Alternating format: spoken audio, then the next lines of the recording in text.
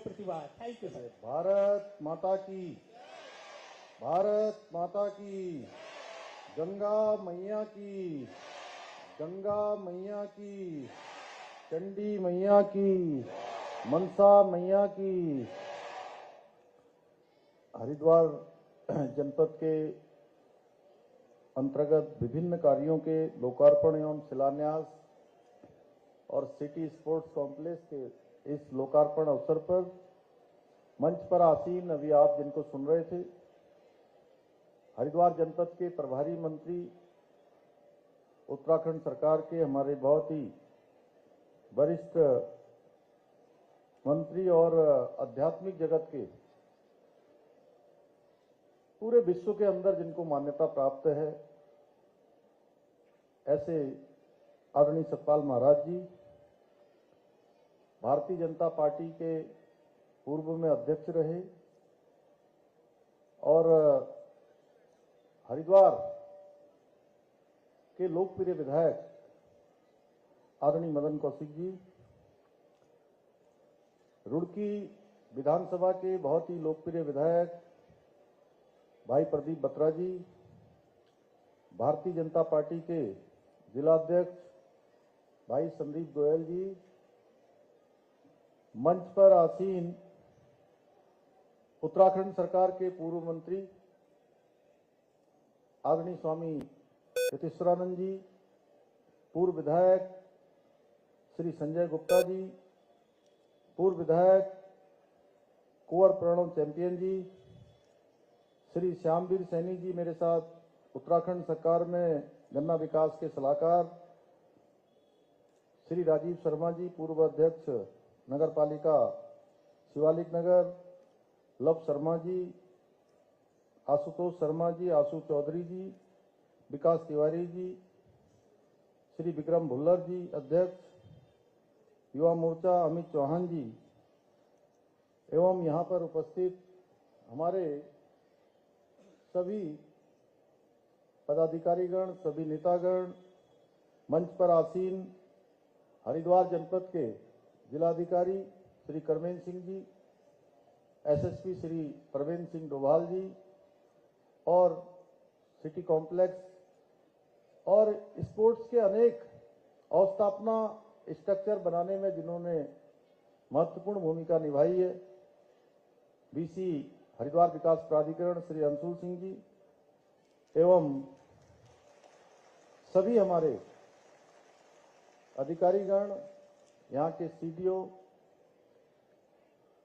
और विभिन्न स्कूलों से आए हुए सभी मेरे प्रिय छात्र एवं छात्राएं, प्यारे बच्चों, सभी आए हुए अतिथिगण, सभी हमारे शिक्षकगण और यहाँ पर इस कार्यक्रम में उपस्थित मीडिया के सभी हमारे मित्र, पत्रकार मित्रों, छायाकार बंधुओं, सबसे पहले तो मैं इस धर्म नगरी में आप सबके उपस्थित होने पर सभी का मैं अपने हृदय से आप सबका स्वागत करता हूं, आप सबका अभिनंदन करता हूं और विशेषकर आज जिनकी सबसे ज्यादा उपस्थिति है, ऐसे मेरे सभी प्रिय छात्र एवं छात्राएं, मैं आप सबका अभिनंदन करता हूं। अब अपने लिए ताली बजा दीजिए सब लोग।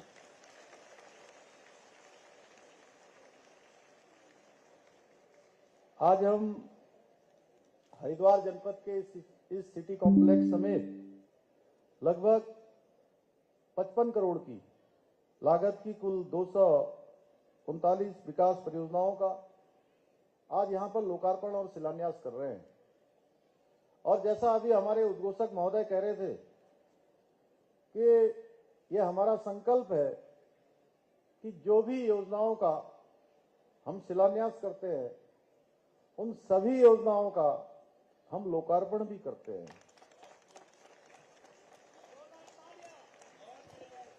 ये वास्तव में इतने शिलान्यास, इतने लोकार्पण, हमने भी इतनी उम्र हो गई है और रजत जयंती सर ये मना रहे, मैं भी संचालन करते हुए रजत जयंती मना रहा हूं। ऐसा नहीं देखा सर, वास्तव में घोषणाएं और उसके बाद शिलान्यास और लोकार्पण, ये सपना साकार माननीय पुष्कर सिंह धामी, धाकड़ धामी, युवाओं के युवा धामी।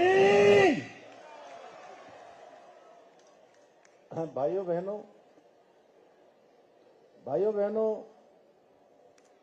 ये हमारी कार्यपद्धति है। हमारे आदरणीय प्रधानमंत्री नरेंद्र मोदी जी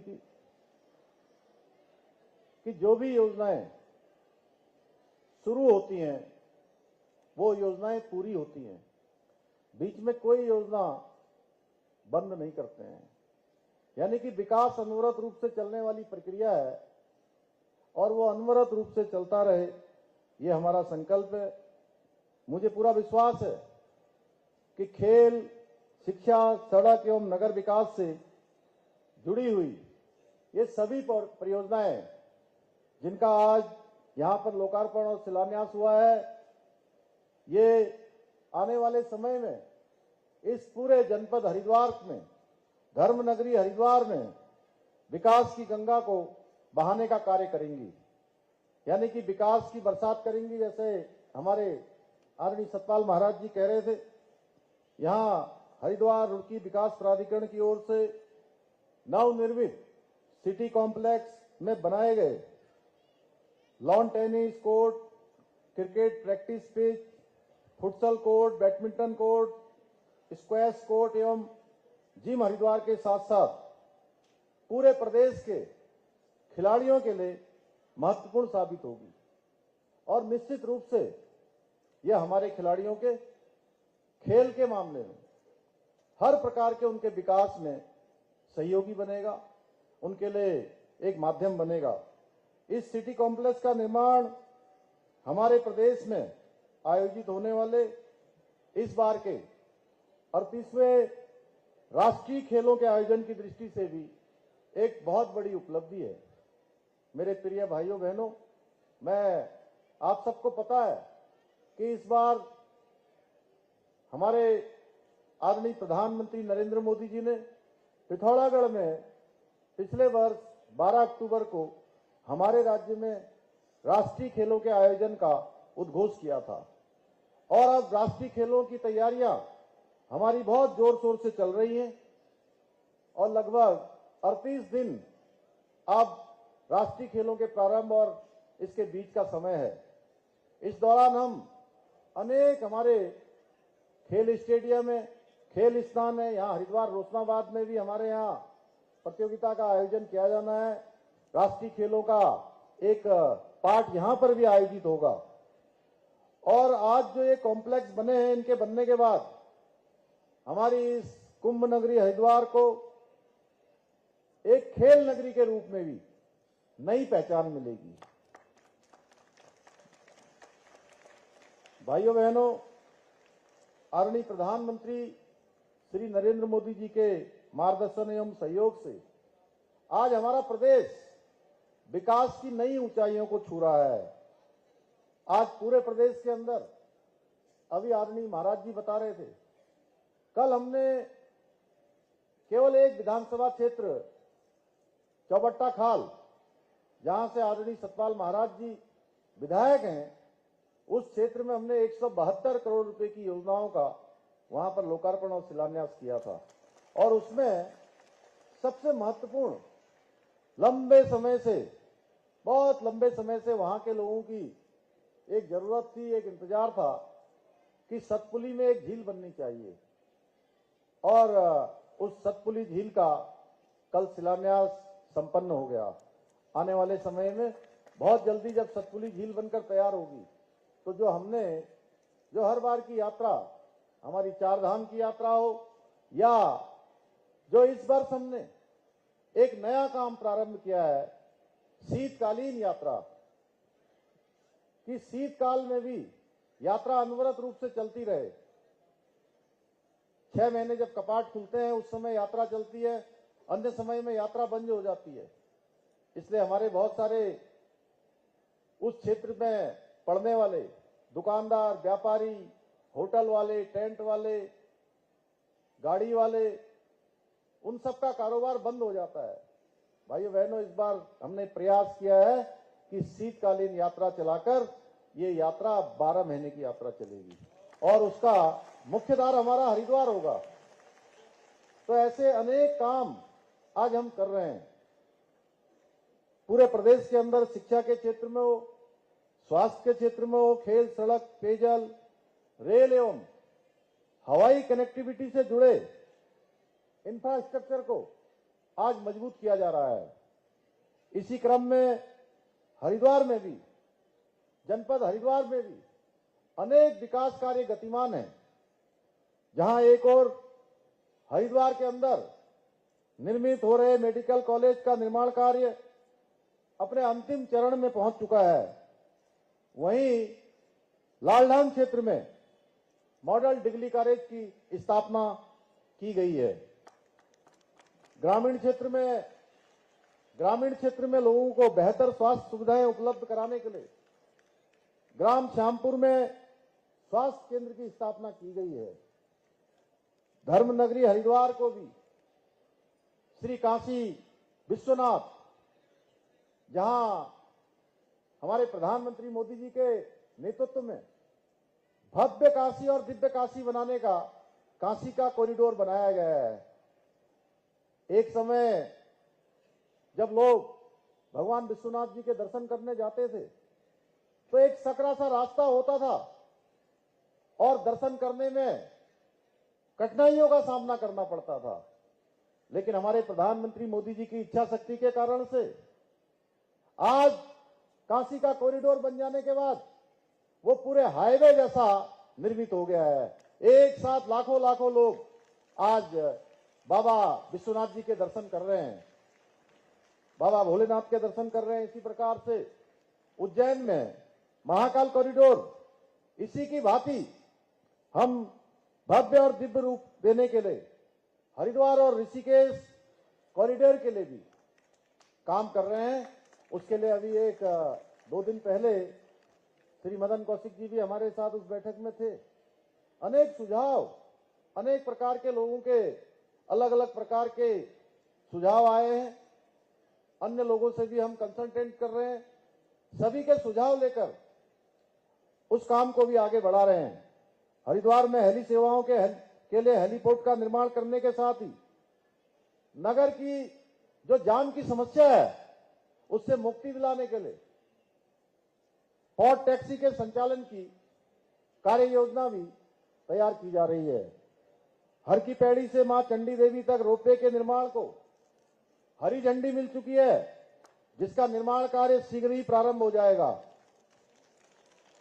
लालधाम की बरसाती नदी में पुल के निर्माण के साथ ही झूला पुल बनाने की दिशा में भी कार्य किया जा रहा है। इतना ही नहीं, हरिद्वार रुड़की विकास प्राधिकरण की ओर से शंकराचार्य फ्लाईओवर के नीचे गेम जोन बनाकर खिलाड़ियों को वॉलीबॉल, टेबल टेनिस एवं क्रिकेट सहित अन्य खेलों का अभी प्रशिक्षण दिया जा रहा है, वहां पर ट्रेनिंग हो रही है। इसके साथ ही दूधाधारी फ्लाईओवर के नीचे बृहद स्तर पर पार्किंग, कॉमर्शियल कॉम्प्लेक्स, पार्क सहित अन्य विकास के कार्य कराए जा रहे हैं। आप सभी जानते हैं कि पहले की सरकारों के समय में कांवड़ पटरी मार्ग पर हमेशा अस्थायी कार्यों को प्राथमिकता दी जाती थी, लेकिन हमारी सरकार द्वारा कांवड़ पटरी मार्ग को अब स्थायी रूप से विकसित किया जा रहा है कि केवल कांवड़ के समय में नहीं, अन्य समय में भी इनका उपयोग आम जनता के हित में आ सके। भाइयों बहनों, प्रदेश में इंफ्रास्ट्रक्चर को मजबूत करने के साथ ही हमारी सरकार पलायन जैसी जो एक बड़ी समस्या है उसको जड़ से समाप्त करने और राज्य के अंदर निवेश लाने, उद्योग स्थापित करने और स्वरोजगार को निरंतर आगे बढ़ाने के लिए ऐसी योजना बना रही है। जिससे इस क्षेत्र में काम करने वालों को प्रोत्साहन मिल सके। हमारी सरकार द्वारा दुग्ध उत्पादन, मधु उत्पादन, कृषि, बागवानी, सुगंधित पौधों एवं फूलों की खेती और होम स्टे निर्माण को भी बढ़ावा दिया जा रहा है। लखपति दीदी योजना के माध्यम से वित्तीय सहायता प्राप्त कर महिलाओं को आर्थिक रूप से सशक्त एवं आत्मनिर्भर बनाया जा रहा है। वहीं क्योंकि मैं आप सबको देखता हूं, हमारे प्रिय विद्यार्थियों को देखता हूं, छोटे छोटे बच्चों को देखता हूं, तो मुझे उनमें देश का भविष्य दिखाई देता है, भारत का भविष्य दिखाई देता है।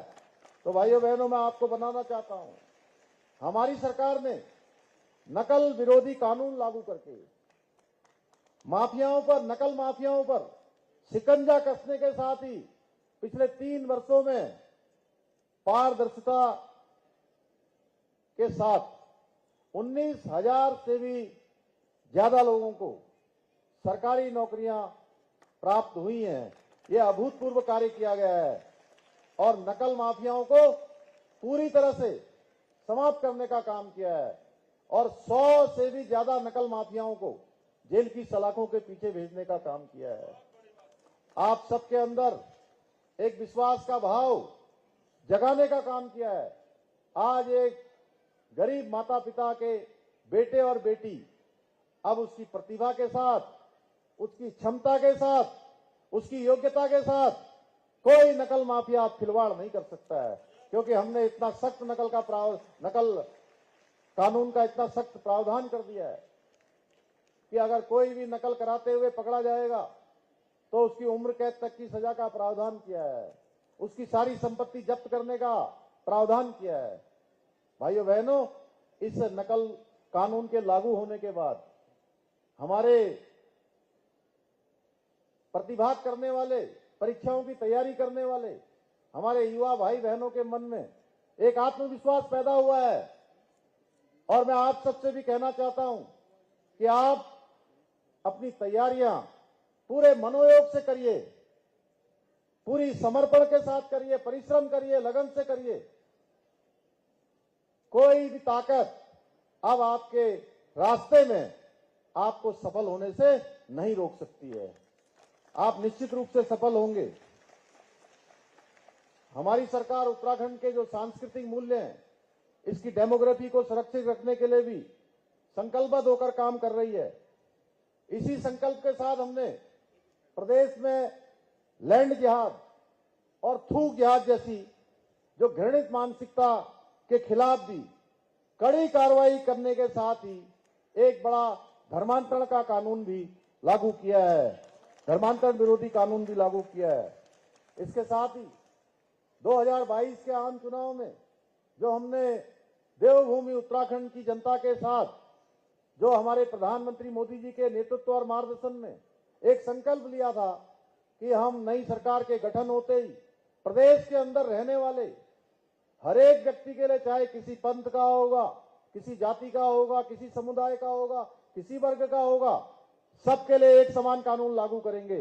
भाइयों बहनों, ये हमारा संकल्प हम पूरा कर रहे हैं, हम अपना वायदा पूरा कर रहे हैं। जनवरी माह में हम पूरे प्रदेश के अंदर पूरी तरह से ये एक समान कानून यानी समान नागरिक संहिता लागू करने वाले हैं। इतना ही नहीं, मैं आपको ये विश्वास दिलाना चाहता हूं कि राज्य के अंदर बिना निवेश प्रभावित हुए, बिना उद्योगों में किसी प्रकार का प्रभाव पड़े बिना हम एक सख्त भू कानून भी लाएंगे और सबकी सहमति से, सबके स्टेक होल्डर्स की भावनाओं के अनुरूप हम इस कानून का निर्माण भी करेंगे। जो अनेक प्रकार की, जो आज राज्य को मूल स्वरूप को बिगाड़ने की अनेक ऐसे षड्यंत्र चल रहे हैं, उन षड्यंत्रों के खिलाफ भी हम कड़ी कार्रवाई करने वाले हैं। भाइयों बहनों, क्योंकि आज का ये अवसर खेल खिलाड़ियों और खेल गतिविधियों को बढ़ाने का, विकास के क्रम को अनवरत रूप से आगे ले जाने का है, इसलिए मैं आज के इस अवसर पर कोई राजनीतिक बात नहीं करना चाहता, पर इतना अवश्य कहना चाहूंगा कि आज विपक्ष में बैठे हुए कुछ लोग जो विकास कार्यों को अवरुद्ध करने का, विकास कार्यों को रोकने का, विकास कार्यों को रोकने की राजनीति करने में लगे हुए हैं, लेकिन मैं आप सभी को विश्वास दिलाता हूं कि हम प्रदेश में विकास कार्यों को गति देने में, राज्य को उन्नति प्रदान करने में कोई बाधा नहीं आने देंगे। हम अनवरत रूप से आगे काम को बढ़ाते रहेंगे। मुझे पूरा विश्वास है कि हमारी सरकार द्वारा किए जा रहे विकास कार्यों को आपका सहयोग इसी प्रकार से मिलता रहेगा। इसी विश्वास के साथ आज के कार्यक्रम में इतनी बड़ी संख्या में पधारने के लिए आप सभी का मैं हृदय से धन्यवाद करता हूं और अपनी बात को समाप्त करता हूं। धन्यवाद सर। जोरदार तालियां बजती रहे। ऐसे यशस्वी ओजस्वी युवा प्रदेश के युवा मुख्यमंत्री माननीय श्री पुष्कर सिंह